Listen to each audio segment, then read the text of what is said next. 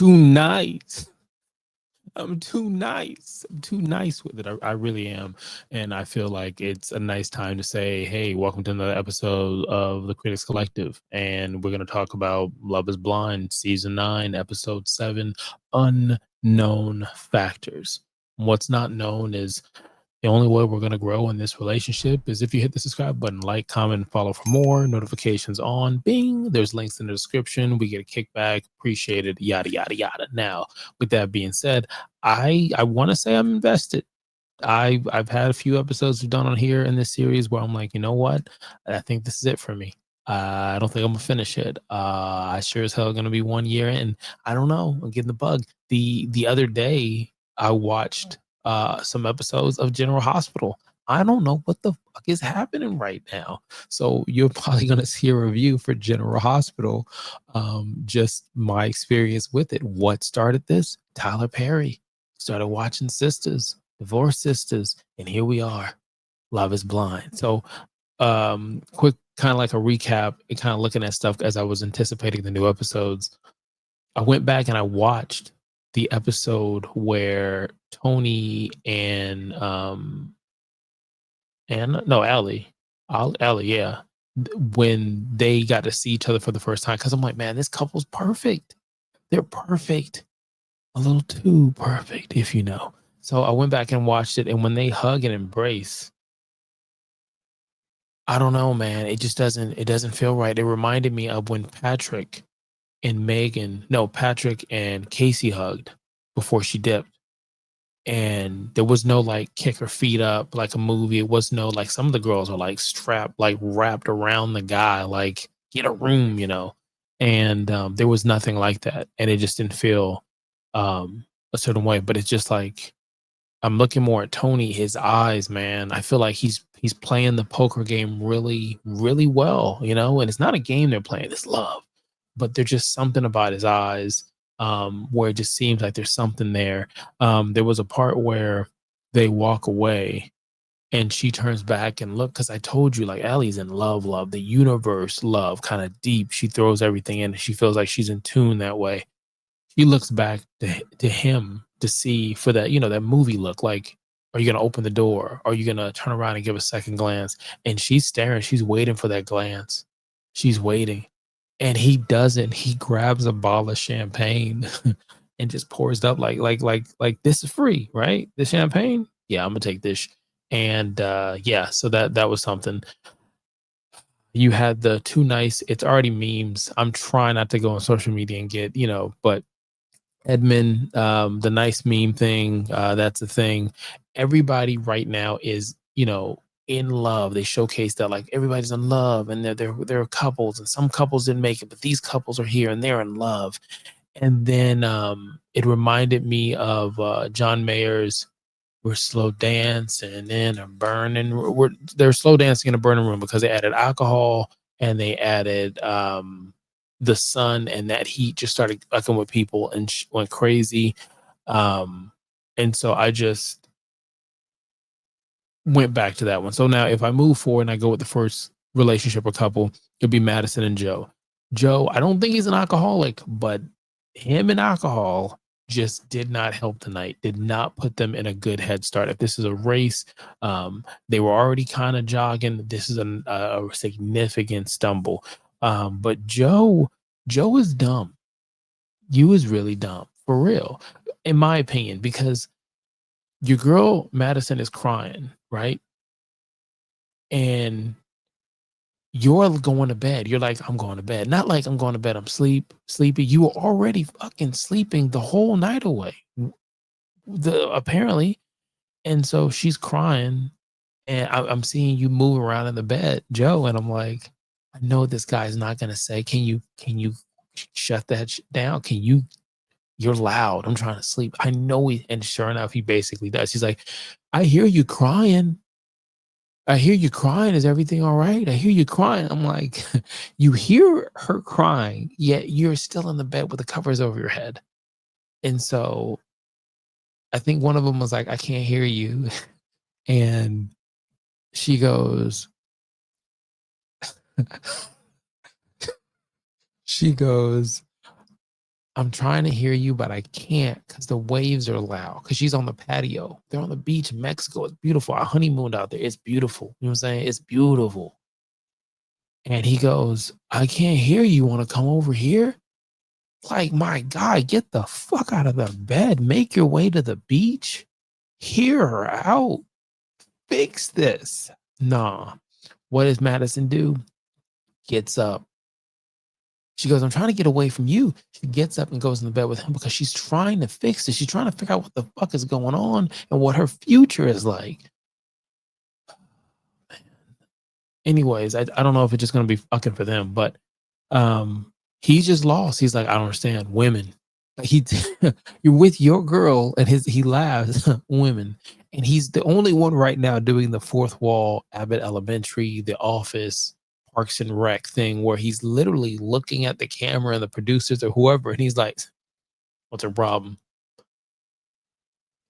Man. So anyway, so she dresses down.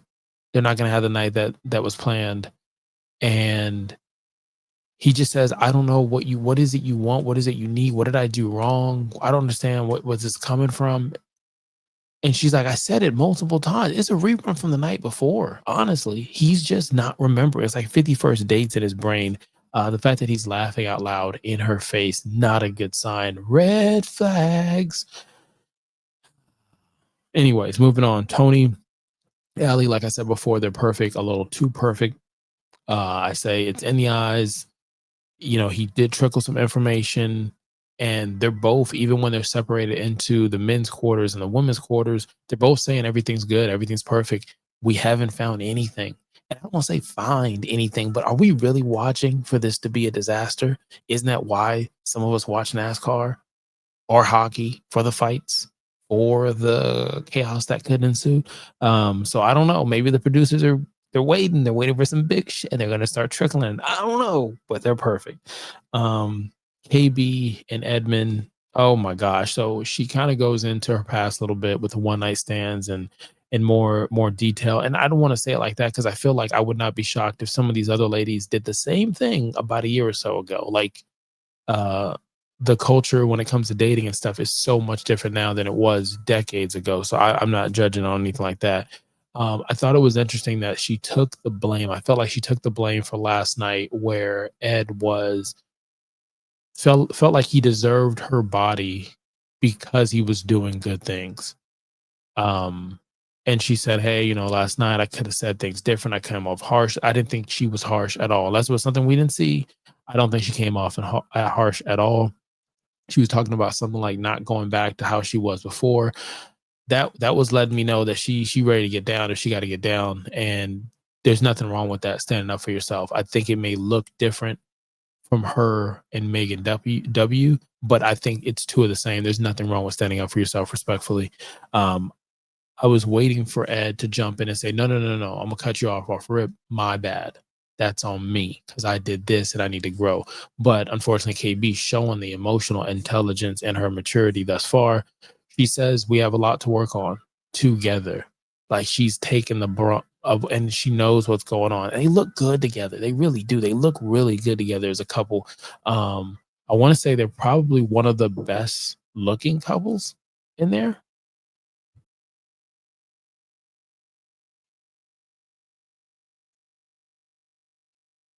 All right, so where was I? As far as KB and Ed, beautiful looking couple together. I think behind closed doors, I'm sure there's some conversations, especially on the KB side, where she's all in or she's wanting to go through the next few weeks to see what happens at the end.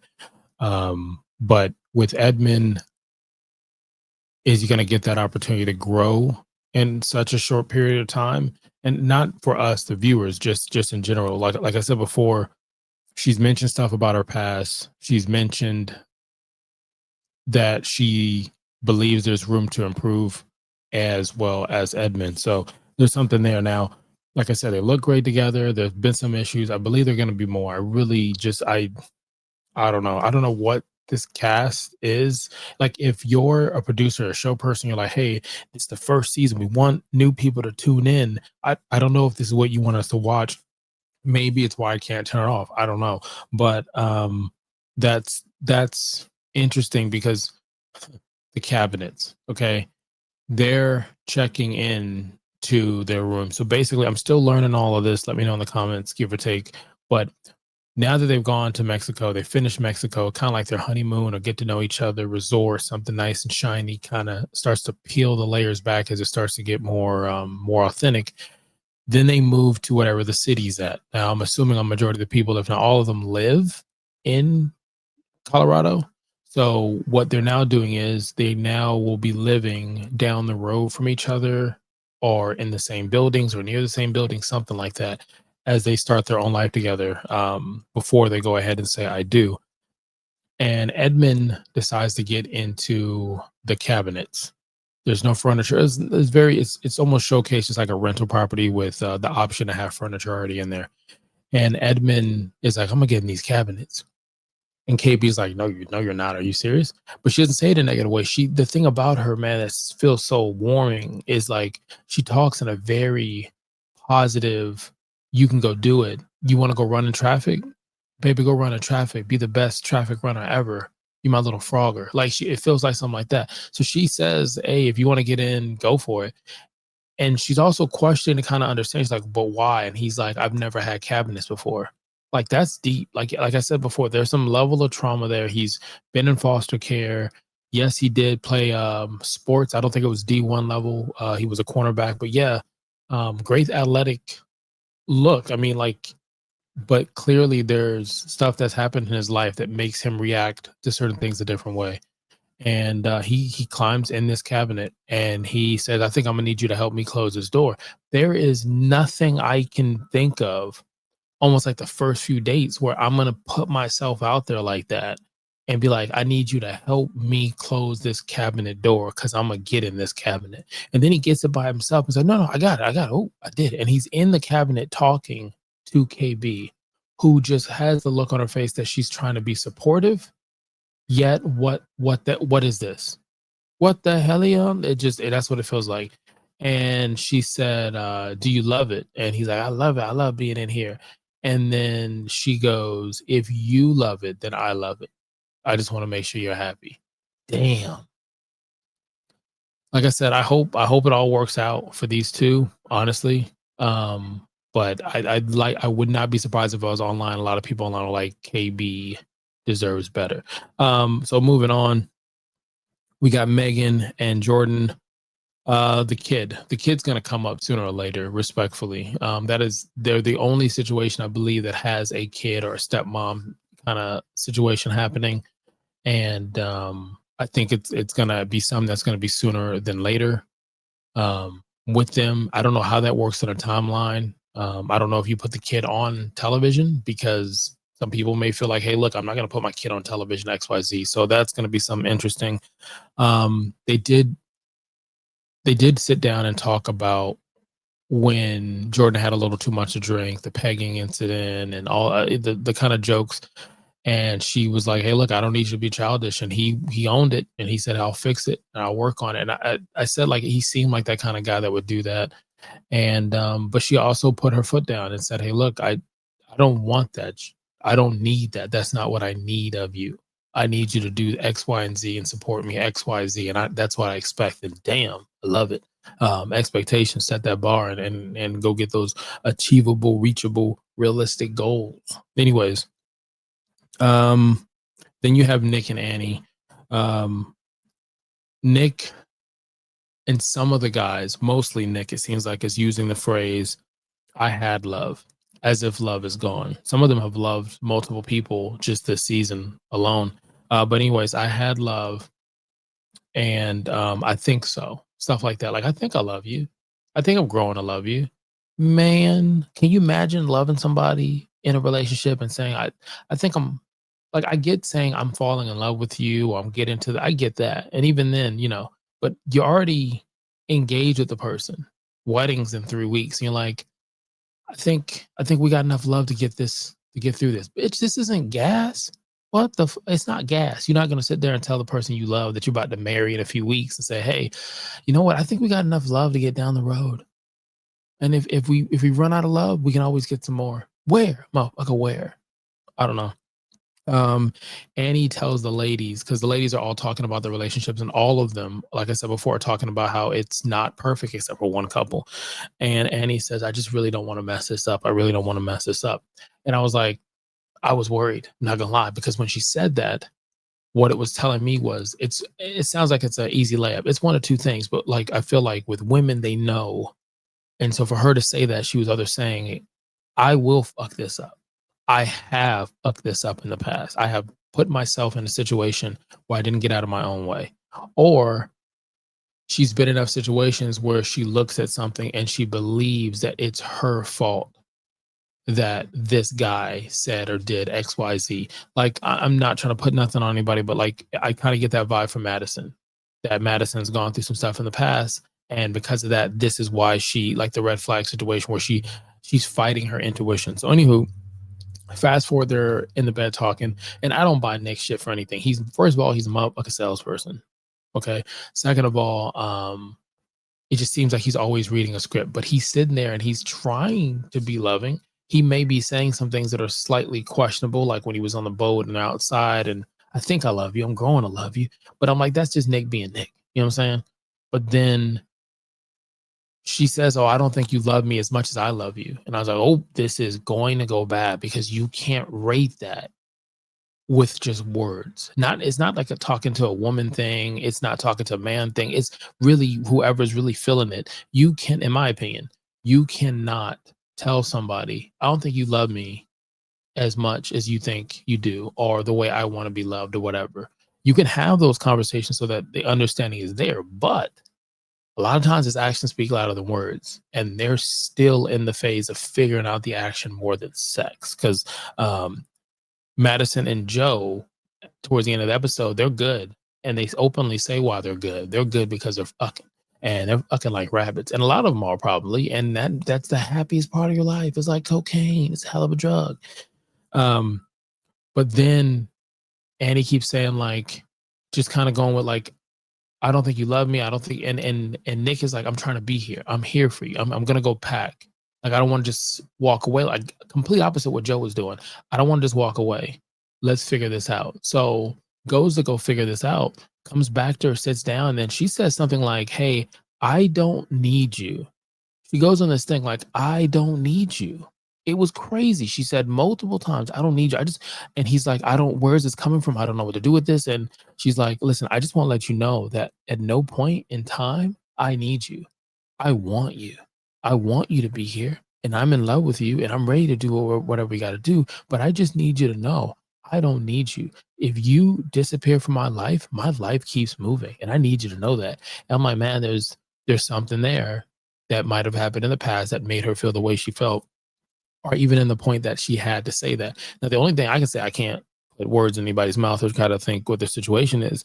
But one of the things I tell people, being almost married 20 years, and they're like some nuggets. One of the things I think about is choosing.